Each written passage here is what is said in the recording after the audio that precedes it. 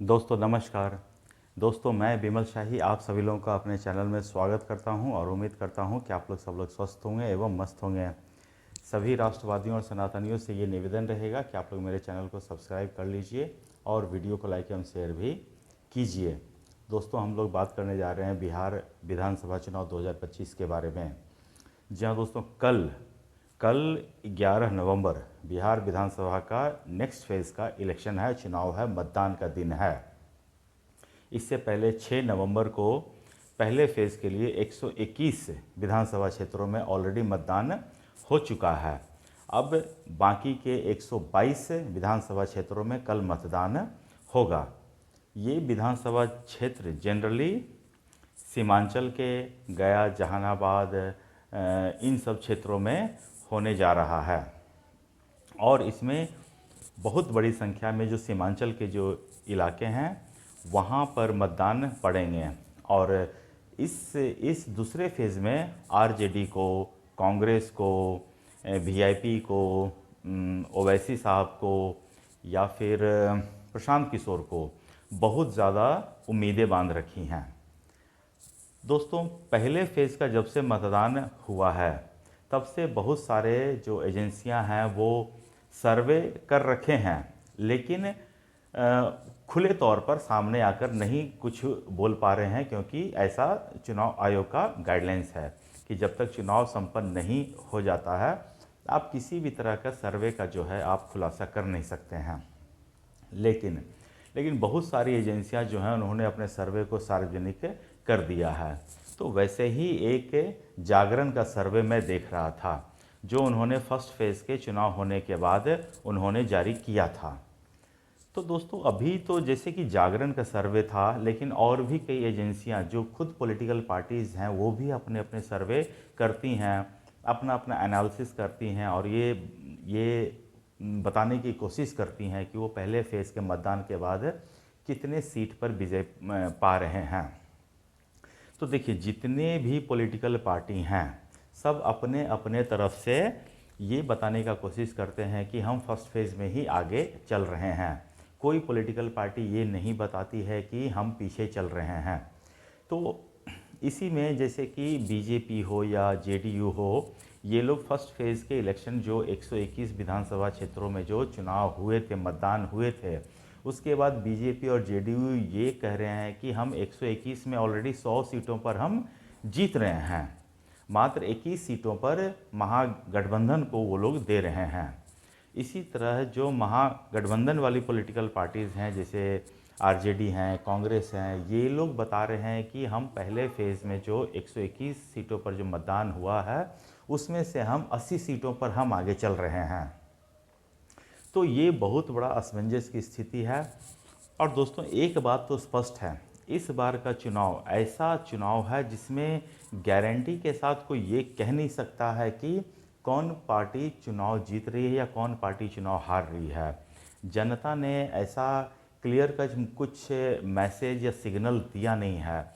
तो हर एक political party जो है अभी आश्वस्त लग रही हैं और जब तक 14 नवंबर को जब काउंटिंग स्टार्ट होगा तब तक, या फिर कल 11 नवंबर के जब शाम 6 बजे वोटिंग का काम कंप्लीट हो जाएगा, उसके बाद सभी देश की जितने भी सभी प्रमुख एजेंसियां हैं अपना अपना एग्जिट पोल करेगी।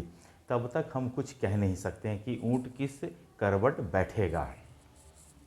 तो मैं जिस जागरण एजेंसी की मैं बात कर रहा था जिन्होंने अपना सर्वे प्रस्तुत किया था, उस सर्वे के अनुसार बीजेपी जेडीयू को अभी 121 जहां मतदान हुए हैं उसमें से 72 से 80 सीट मिलने का उन लोगों को अनुमान बताया जा रहा है। और आरजेडी, कांग्रेस इन सब को 50 से 60 सीटें मिलने जा रहा है। ये मोटा मोटी एनालिसिस है। और नेक्स्ट फेज़ में हो सकता है कि इसमें सीटों की संख्या में उलटफेर हो सकता है, क्योंकि ज़्यादातर जो सीमांचल वाले क्षेत्र हैं वो प्रभावित कर रहे हैं। मैंने बहुत सारे लोगों से बातचीत किया है तो उसमें इस बार ओवैसी सर के लिए स्कोप बिल्कुल भी नहीं है। प्रशांत किशोर को मुझे लगता है 5 साल और काम करना पड़ सकता है, क्योंकि जो प्रशांत किशोर जिन लोगों को 3 साल घूम घूम कर इतना समझाए हैं, मुझे लगता है कि प्रशांत किशोर के समझाने से उतना इम्पैक्ट नहीं पड़ने जा रहा है। मुझे अभी भी लग रहा है कि जो मुसलमान कम्युनिटी के लोग हैं या जो यादव कम्युनिटी के लोग हैं, वो अभी भी भर भर के यादव मतलब आरजेडी को ही, कांग्रेस को ही वोट किए हैं। प्रशांत किशोर लाख समझा लें कि जात की राजनीति लालू यादव नहीं करते हैं, जात की राजनीति बिहार की जनता करती है। लालू यादव जात की राजनीति करते तो वो तो यही कहते हैं कि जो यादव समाज का सबसे काबिल आदमी है वो मुख्यमंत्री बने, लेकिन लालू प्रसाद यादव वो तो यही सोचते हैं कि मेरा बेटा ही जो 9वीं फेल है वही सबसे ज़्यादा काबिल है और वही मुख्यमंत्री बनना चाहिए। इतना समझाने के बावजूद भी बिहार की जनता, चाहे वो यादव समाज के लोग हों चाहे वो मुस्लिम समाज के लोग हैं, वो समझ नहीं पाए हैं। तो तभी मैं कह रहा हूँ कि प्रशांत किशोर को अभी अगले 5 साल और काम करने की ज़रूरत है। प्रशांत किशोर अपना गला फाड़ फाड़ कर जितना भी चलाए हैं उसका इम्पैक्ट लोगों में नहीं पड़ा है। यही स्थिति है दूसरे समुदाय के लोगों का भी, दूसरे तरफ के लोगों को भी। उन्होंने कैंडिडेट्स को पीछे छोड़कर, जितने भी भ्रष्ट कैंडिडेट हैं, जितने भी क्रिमिनल अपराधी बैकग्राउंड के कैंडिडेट हैं, इन सबको पीछे छोड़ दिया है और उन्होंने सिर्फ पार्टी को देखा है और जाति के कैंडिडेट को देखा है। तो इस तरह वोटिंग का पैटर्न पूरे बिहार में हुआ है। कोई पार्टी ये नहीं कह सकता है, और कहीं कहीं क्रॉस वोटिंग भी हुई है। एक कम्युनिटी के लोगों ने दूसरे तरफ के लोगों को भी वोट भर भर के दिया है और पैसे का खेल खूब चला है। मैं एक दो जगह गाड़ी से जाता था तो चेकिंग होती थी, लेकिन मतलब कि जो पुलिस वाले थे, मैंने उनसे पूछा कि आप चेकिंग कर रहे हैं, आपको कुछ पैसा मिला क्या? कह रहे नहीं मिला, आज तक पैसा नहीं मिला। तो मैंने उनसे कहा कि पैसा आपको नहीं मिला, लेकिन आप ये गारंटी के साथ कह सकते हैं कि पैसा क्षेत्र में नहीं बट रहा है? तो उन्होंने कहा पैसा तो बट रहा है। तो अब आप देखिए, चेकिंग भी हो रही है और अच्छे तरीके से चेकिंग कर रहे हैं, लेकिन फिर भी पैसा पहुंच रहा है लोगों के बीच में।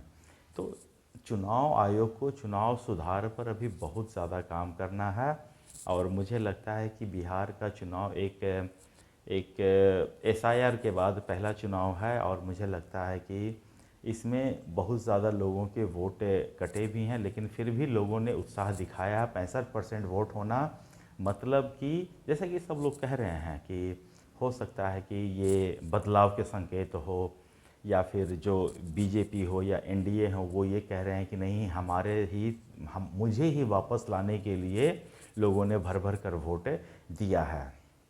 अब किसका आकलन कितना सही है ये तो अब 14 तारीख के बाद ही पता चलेगा, जब चुनाव आयोग मतदान पेटी ईवीएम बॉक्स खोलेंगी और काउंटिंग का काम शुरू होगा। इसके बाद सारा का सारा दूध का दूध और पानी का पानी हो जाएगा। अभी से लेकर 14 तारीख तक जितने भी पॉलिटिकल पार्टी हैं सब अपने अपने पक्ष में बात करेंगे कि हम जीत रहे हैं, हम जीत रहे हैं। यहाँ देखिए, मैंने देखा है कितने कैंडिडेट ऐसा है उन्होंने जश्न की तैयारी शुरू कर दिए हैं।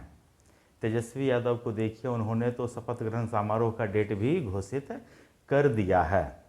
मैंने तो एक टीवी के प्रोग्राम में देखा ही था, संजय यादव ने तेजस्वी यादव से पूछा भी था कि जब आप शपथ ग्रहण समारोह शपथ लेंगे तो क्या आप एनडीए के जो नेता हैं उनको बुलाएंगे क्या? तो उन्होंने कहा कि हमको तो लोग कोई बुलाते नहीं हैं, लेकिन हम उन लोगों को बुलाएंगे। तो अपने अपने तरफ से सब दावे कर रहे हैं, अपनी डफली अपना राग अलाप रहे हैं। बाकी भविष्य के गर्त में क्या छुपा है ये कोई नहीं जानता है।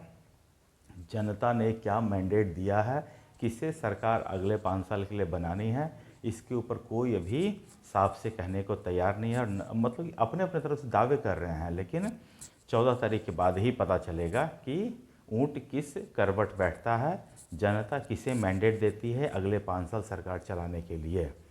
तो दोस्तों, मुझे आज के लिए इतना ही अपडेट देना था। आप लोग कमेंट करके मुझे बताइए कि आपके अनुसार किसकी सरकार बनती हुई दिख रही है। तब तक के लिए स्वस्थ रहिए, मस्त रहिए। नमस्कार, बाय।